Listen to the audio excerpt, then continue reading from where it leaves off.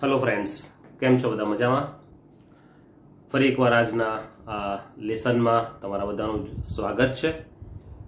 તમને બધાને જ ફરી એકવાર વિનંતી કે જો હજુ સુધી તમે આ ચેનલને સબસ્ક્રાઇબ ના કરી હોય તો નીચે સબસ્ક્રાઇબનું બટન આપવામાં આવ્યું છે, એને દબાવી અને ત્યાર પછી એક બેલ આઇકોન આવશે, એની પર ક્લિક કરી દેશું જેથી મારા નવા વિડીયો એ તમને જ્યારે પણ અપલોડ થાય ત્યારે નોટિફિકેશન તરત મળી જાય. ગયા લેસનમાં આપણે પ્રભુ ઈસુ ખ્રિસ્તની વંશાવળી વિશે શીખી ગયા. બે ભાગમાં આપણે એ માથીની સુવાર્તામાં આપેલી વંશાવળી વિશે શીખ્યા અને એને 3 વિભાગમાં આપણે વહેંચ્યું. દરેક વિભાગના મુખ્ય પાત્રને અથવા ઘટનાને આપણે નોંધી અને એ દરેક પાત્ર અથવા ઘટના એ માથીની સુવાર્તાનો જે વિષય છે સ્વર્ગનું રાજ્ય એને સાથે કઈ રીતે સંબંધ ધરાવે છે, એટલે કે રાજ્ય શબ્દ સાથે એ પાત્ર અથવા ઘટનાને કઈ રીતે જોડી શકાય એ પણ આપણે શીખી ગયા છે. એ ઉપરાંત ગયા થોડાક લેસન દરમિયાન આપણે એ પણ જોયું કે ઈસુ ખ્રિસ્ત એ 2 પ્રકારનો સ્વભાવ ધરાવતા વ્યક્તિ હતા. એટલે કે પવિત્ર આત્મા દ્વારા મળેલો એમનો દૈવી સ્વભાવ અને મરિયમ દ્વારા એમને મળેલો માનવીય સ્વભાવ. એ પ્રમાણે પ્રભુ ઈસુ ખ્રિસ્ત એ 100% દેવ પણ હતા અને એ જ રીતે 100% માણસ પણ હતા. એ આપણે ગયા લેસન્સમાં શીખી ગયા છે. અને આજે આપણે પ્રભુ ઈસુ ખ્રિસ્તના આ ઈશ્વર પુત્ર હોવાના એટલે કે દૈવી સ્વભાવ ધરાવવાના એ કેટલાક કારણો, કેટલીક બાબતો એ આપણે બાઇબલમાંથી નોંધવાના છે અને એ જોવા માંગીએ છીએ કે પ્રભુ ઈસુ ખ્રિસ્ત એ કઈ રીતે દૈવી સ્વભાવ ધરાવનાર હતા. એ જોતા પહેલા આવો આપણે ઈશ્વરની સહાય માંગીએ અને પ્રાર્થના કરીએ. અમારા જીવંત અને કૃપાળુ ઈશ્વર પિતા, તમારા વચનોમાંથી તમે અમારી આગળ જે પ્રગટ કરવા માંગો છો તે પ્રભુ તમે પ્રગટ કરો. અમે શીખીએ, સમજીએ અને યાદ રાખીએ એવી કૃપા થવા દો. તમે ઈશ્વર પુત્ર દૈવી સ્વભાવ ધરાવનાર હતા એને આજે સમજવાને માટે તમે અમારા અંતરચક્ષુઓ ખોલો એવી અમારી પ્રાર્થના અને વિનંતી છે. પ્રભુ ઈસુના નામમાં આ અમારી વિનંતી સાંભળો અને સ્વીકાર કરો બાપ. આમેન. પ્રભુ ઈસુ ખ્રિસ્ત માનવ જાતમાં એકમાત્ર એવા વ્યક્તિ થઈ ગયા કે જે દૈવી સ્વભાવ પણ ધરાવતા હોય અને માણસનો સ્વભાવ પણ ધરાવતા હોય. હવે સામાન્ય રીતે આપણે જોઈએ તો દરેક માણસ એટલે કે માનવ જાતમાં જન્મેલ દરેક માણસ એ ઈશ્વરનું બાળક જ છે. દરેક વ્યક્તિ, દરેક માણસ એ ઈશ્વરનું બાળક જ છે. પણ પ્રભુ ઈસુ ખ્રિસ્ત એ પવિત્ર આત્મા દ્વારા આ પૃથ્વી પર જન્મ લે છે ને એટલા માટે એ ઈશ્વરના વિશેષ અથવા ખાસ બાળક બને છે. અને એ પ્રભુ ઈસુ ખ્રિસ્ત પર વિશ્વાસ રાખીને પવિત્ર આત્મા દ્વારા નવો જન્મ પામીને આપણે પણ ઈશ્વરના વિશેષ બાળકો બનીએ છીએ. આને સમજીએ કે પ્રભુ ઈસુ ખ્રિસ્ત એ પવિત્ર આત્મા દ્વારા જન્મી અને ઈશ્વરના ખાસ પુત્ર તરીકે બને છે અને આપણે એ પ્રભુ ઈસુ ખ્રિસ્ત પર વિશ્વાસ રાખીને પવિત્ર આત્મા દ્વારા નવો જન્મ પામીને ઈશ્વરના બાળકો બનીએ છીએ. એટલે બધા જ ઈશ્વરના બાળકો તો ખરા, પણ પ્રભુ ઈસુ ખ્રિસ્ત એ એક વિશેષ દરજ્જો ધરાવનાર ઈશ્વરનો દીકરો અને આપણે પણ એ પ્રભુ ઈસુ ખ્રિસ્ત પર વિશ્વાસ રાખી ને પવિત્ર આત્માથી નવો જન્મ પામીએ છીએ ત્યારે ઈશ્વરના ખાસ બાળકો બનીએ છીએ. હવે આ બધું એટલા માટે બને છે કારણ કે ઉત્પત્તિ દ્વારા ઈશ્વરે બધા જ બાળકોને, બધા જ માનવ જાતને જન્મ આપ્યો છે. આદમ દ્વારા બધા જ જન્મ્યા છે અને એ રીતે આપણે ઈશ્વરના બાળકો તો થઈએ છીએ. પણ પવિત્ર આત્મા દ્વારા જન્મવાથી ઈસુ ખ્રિસ્ત એ ઈશ્વરના દીકરા બને છે અને ઈસુ ખ્રિસ્ત અત્યાર સુધીમાં એકમાત્ર એવા વ્યક્તિ થઈ ગયા કે જે માણસનો પણ સ્વભાવ ધરાવનાર હોય અને દેવનો પણ સ્વભાવ ધરાવનાર હોય. અને એ રીતે 3 અલગ અલગ કેટેગરી આપણને ઈશ્વરના બાળકો તરીકેની મળે છે.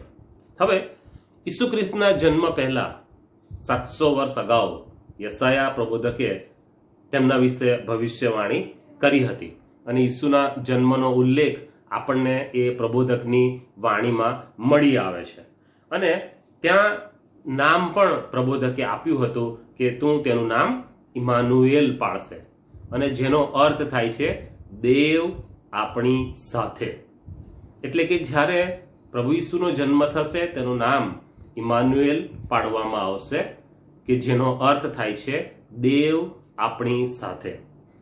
એટલે જ્યારે પ્રભુ ઈસુ ખ્રિસ્ત જન્મે છે ત્યારે દેવ આપણી સાથે આવીને રહે છે. એટલા માટે જો આપણે એ યશાયાનું પુસ્તક તેનો 7મો અધ્યાય અને તેની 14મી કલમ કાઢીએ અને ત્યાં જે કલમ લખવામાં આવી છે તે પ્રમાણે કુંવારી ગર્ભવતી થશે અને તેઓ તેનું નામ ઇમાનુએલ પાડશે. એ કલમની આગળ દૈવી સ્વભાવનો પહેલો અક્ષર એટલે કે દઈ એવું લખી દઈએ કે જેથી કરીને આપણને ખાતરી મળે કે બાઇબલમાં પ્રભુ ઈસુ ખ્રિસ્તનો જન્મ એ તેમના દૈવી સ્વભાવ વિશે ઉલ્લેખ કરે છે. આજે આપણે એમના દૈવી સ્વભાવ વિશે આપણે કલમોમાંથી શીખવાના છે અને એમાંની આ પહેલી કલમ છે યશાયાનું પુસ્તક તેનો 7મો અધ્યાય અને તેની 14મી કલમ કે જે પ્રભુ ઈસુ ખ્રિસ્તના જન્મ પહેલા 700 વર્ષ અગાઉ પ્રબોધક દ્વારા તેના વિશે ભવિષ્યવાણી કરી દેવામાં આવી હતી કે તેમનો સ્વભાવ એ દૈવી સ્વભાવ હશે. બીજું એ જ યશાયાનું પુસ્તક અને તેનો 9મો અધ્યાય અને તેની 6ઠી કલમમાં એ જ પ્રબોધક આ આવનાર દીકરા વિશે ભવિષ્યવાણી કરે છે અને ત્યાં જે શબ્દો વાપરવામાં આવ્યા છે એ બહુ સ્પષ્ટ છે કે તેને અદ્ભુત મંત્રી, પરાક્રમી દેવ, સનાતન રાજા, શાંતિનો સરદાર એ બધા નામ આપવામાં આવશે. એટલે કે એ સર્વશક્તિમાન ઈશ્વર હશે. અને આ આપણો પ્રભુ ઈસુ ખ્રિસ્તના દૈવી સ્વભાવ હોવાનો બીજો મુદ્દો છે.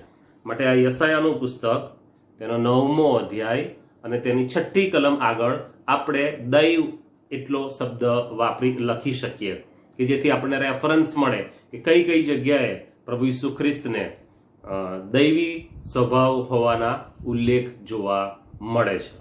ત્યારબાદ ત્રીજું યોહાનની સુવાર્તા તેનો 1લો અધ્યાય અને 1લી કલમ.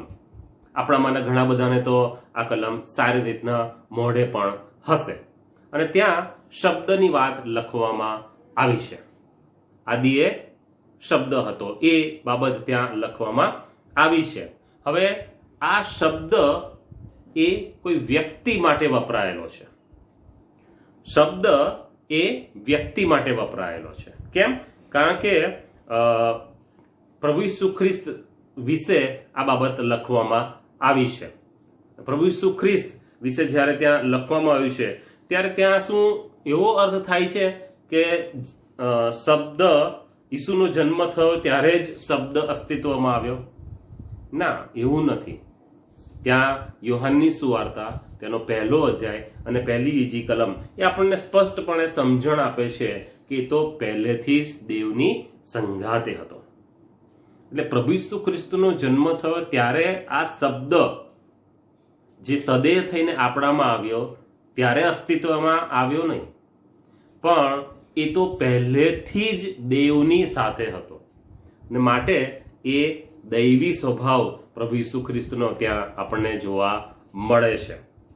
એ પ્રમાણે એટલે કે આ યોહાનની સુવાર્તા 1લો અધ્યાય અને 1લી કલમ તેની આગળ આપણે દૈવ એવું શબ્દ લખી શકીએ કે જે આપણને સાક્ષી પૂરી પાડે છે. એ પ્રમાણે યોહાનની સુવાર્તા તેનો 1લો અધ્યાય અને તેની 3જી કલમ ત્યાં પણ એવું લખવામાં આવ્યું છે કે કોના દ્વારા સગડું ઉત્પન્ન થયું? તો કે તેના દ્વારા, શબ્દ દ્વારા, પ્રભુ ઈસુ ખ્રિસ્ત દ્વારા. પ્રભુ ઈસુ ખ્રિસ્ત દ્વારા જ બધું ઉત્પન્ન થયું અને જે પણ થયું તે તેના વિના થયું નથી. અને માટે આ પ્રભુ ઈસુ ખ્રિસ્તની હાજરી એ તો ઉત્પત્તિ સમયે પણ હતી. તે સમયે પણ પ્રભુ ઈસુ ખ્રિસ્ત દૈવી સ્વભાવ ધરાવનાર એ દેવનો દીકરો એ હાજર જ હતો. અને અહીંયા આપણે દૈવ લખીને નંબર 4 આપી શકીએ કે આ ચોથી બાબત આપણને મળે છે કે ઈસુ ખ્રિસ્ત દ્વારા જ સઘળું ઉત્પન્ન થયું. એ પ્રમાણે ઈસુ ખ્રિસ્તના જન્મના કેટલા હજાર વર્ષો પહેલા ઇબ્રાહિમ થઈ ગયો એ આપણે પાછલા લેસનોમાં શીખી ગયા છે. કેટલા વર્ષો? 2000 વર્ષો. રાઈટ.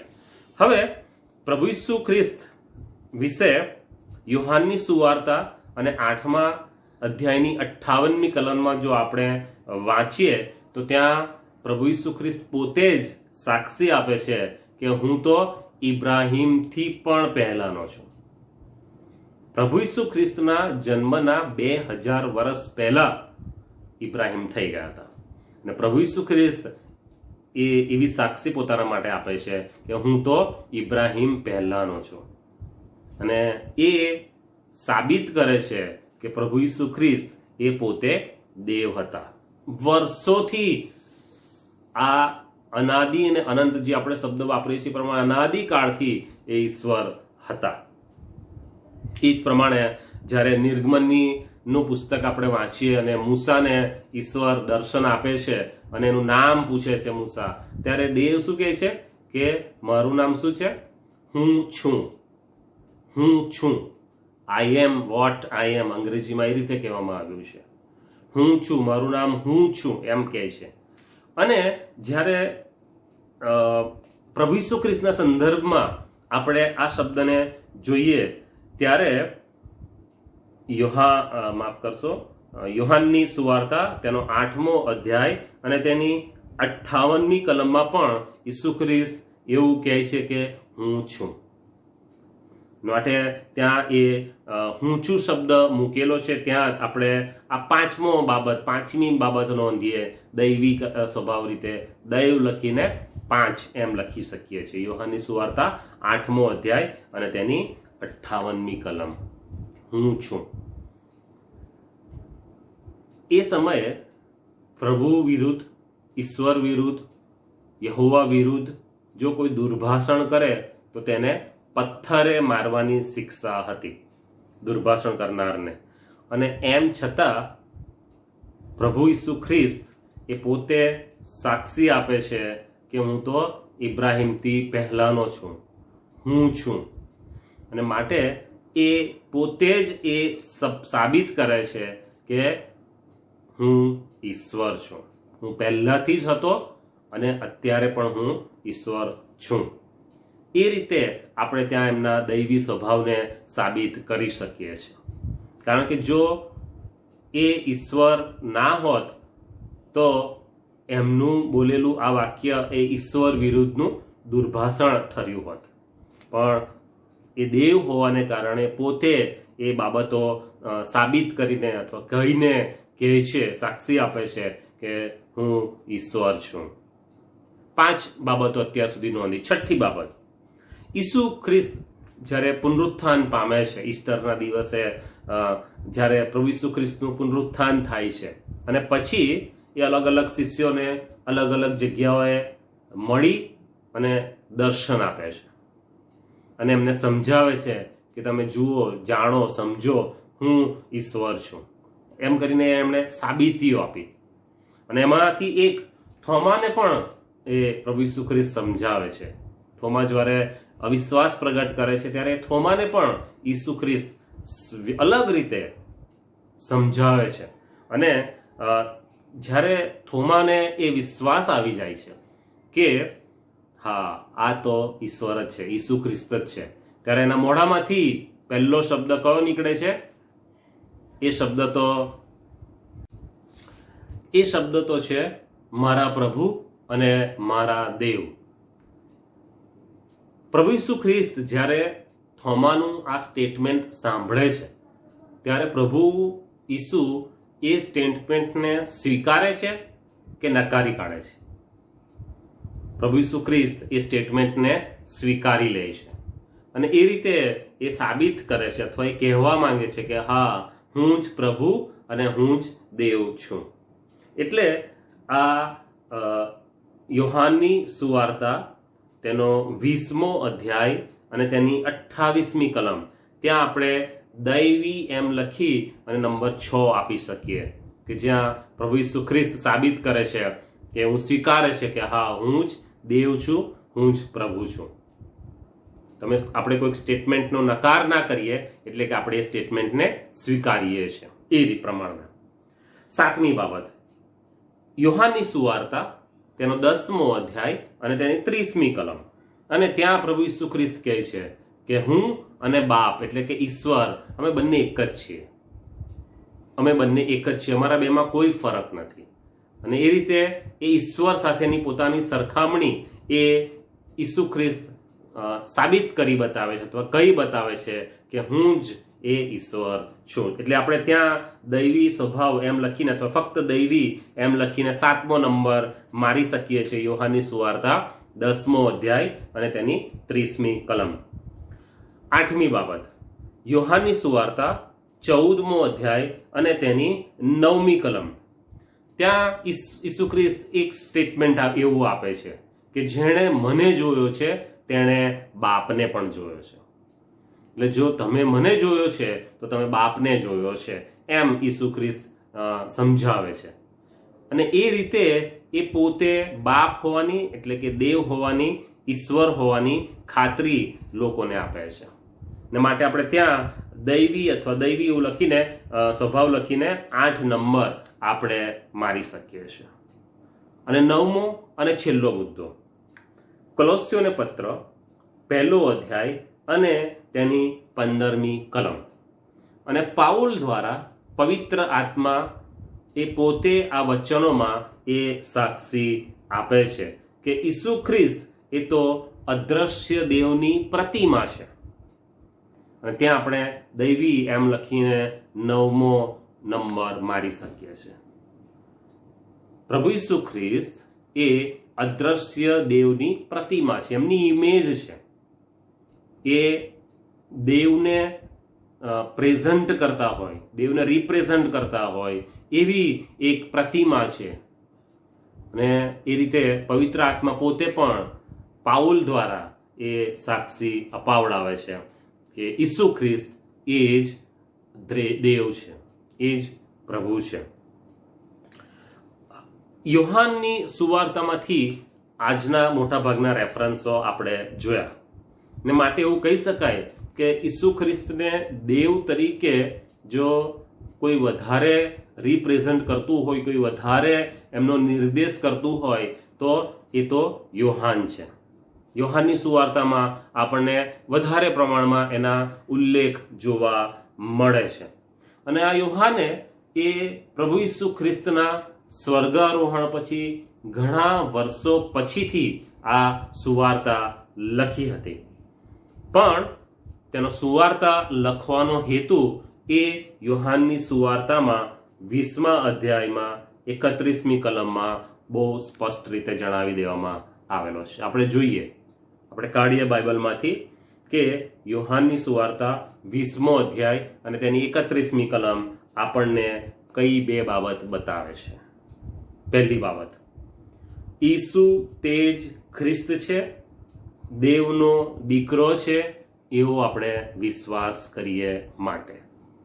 યોહાન આ સુવાર્તા લખવાનો હેતુ સ્પષ્ટ કરે છે કે આપણે બધા જ એ વિશ્વાસ કરીએ કે ઈસુ ખ્રિસ્ત તે દેવનો દીકરો છે, તે જ ખ્રિસ્ત છે, એટલે કે મસીહા છે, બચાવનાર છે, એનોઇન્ટેડ, અભિષિક્ત છે.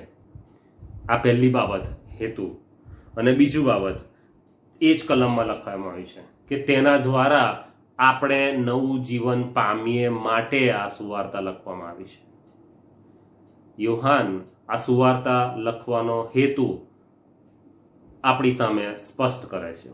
એટલે કે પવિત્ર આત્મા દેવ યોહાન દ્વારા આ સુવાર્તાના હેતુને આપણી સામે ખુલ્લો મૂકે છે. પહેલી વાત, ઈસુ તે જ ખ્રિસ્ત છે, એટલે કે દેવનો દીકરો છે, એ આપણે વિશ્વાસ કરીએ એટલા માટે.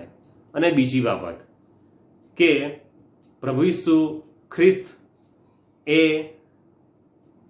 એમના દ્વારા આપણને નવું જીવન મળે છે.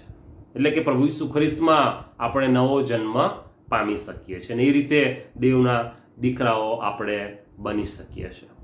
એ રીતે ઈશ્વરના, ઈસુ ખ્રિસ્તના આ દૈવી સ્વભાવને સુવાર્તાઓમાં બહુ સારી રીતના લખી દેવામાં આવ્યો છે. બહુ સ્પષ્ટ રીતે એમને આપણી આગળ એ રીતે ખુલ્લા મૂકવામાં આવ્યા છે કે ઈસુ ખ્રિસ્ત એ તો દૈવી સ્વભાવ ધરાવનાર એક વ્યક્તિ હતા. દૈવી સ્વભાવ ધરાવનાર વ્યક્તિ તરીકે એ પૃથ્વી પર જન્મ લે છે. એ પોતે જ દેવ હતા, 100% દેવ હતા.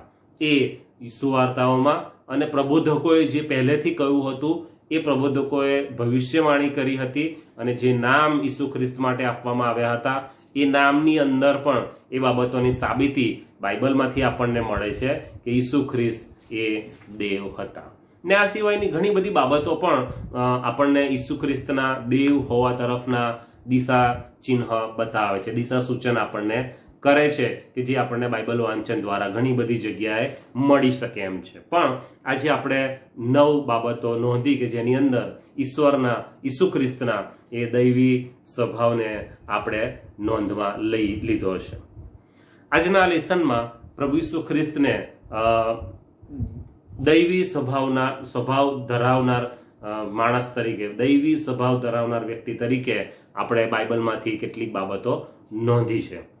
આવતા લેસનમાં આના જ કન્ટિન્યુટીમાં બીજા પાર્ટ તરીકે આપણે પ્રભુ ઈસુ ખ્રિસ્ત એ માણસ સ્વભાવ ધરાવનાર વ્યક્તિ તરીકે જોઈશું, અને એ રીતે પ્રભુ ઈસુ ખ્રિસ્તના એ બંને સ્વભાવને આપણે નોંધીશું, અને ત્યાર પછી પ્રભુ ઈસુ ખ્રિસ્તના જન્મને લગતી બાબતોમાં આપણે આગળ વધીશું. ઈશ્વર આ બધું સમજવા આપણને બધાને જ સહાય અને મદદ કરો. આમેન.